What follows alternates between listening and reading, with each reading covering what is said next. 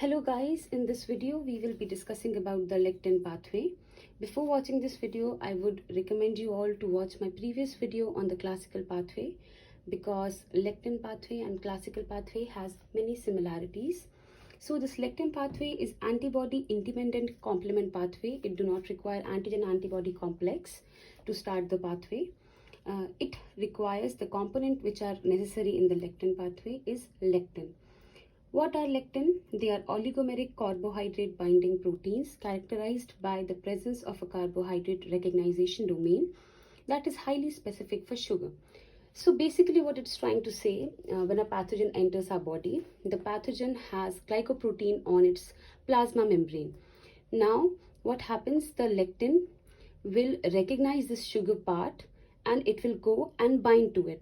So we have a lot of lectin, but the specific lectin which initiates this pathway is MBL, which is the mannose binding lectin. It is synthesized in liver.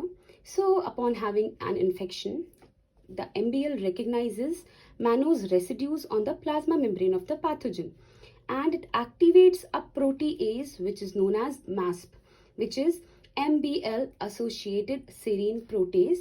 Now this MBL is there, it has attached to the sugar part.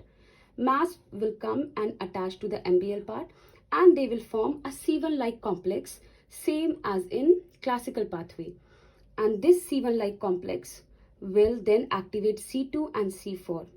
So this is MBL, this is MASP1, MASP2.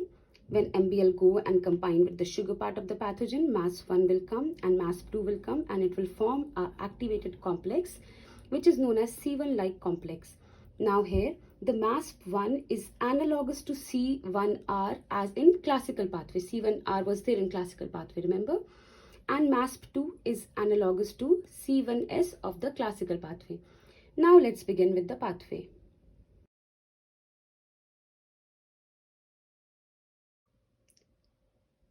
So when a pathogen enters our body, the MBL will recognize the mannose part in the plasma membrane of the bacteria.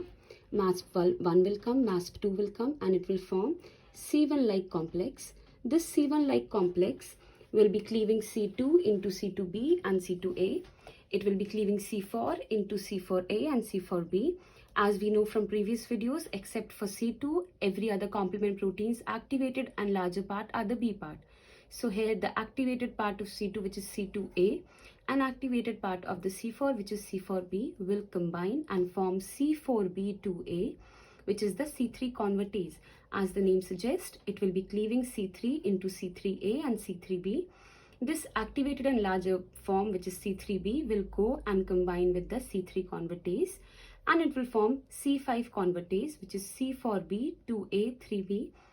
And as the name suggests, C5 convertase will be cleaving C5 into C5A and C5B.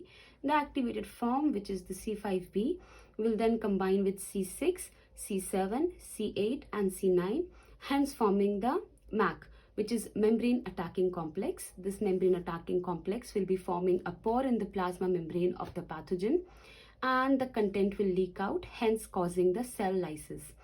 I hope you like this video and I would recommend you all to watch other videos of this playlist like the complement system basics, classical pathway and the alternative pathway. Thank you so much. Bye.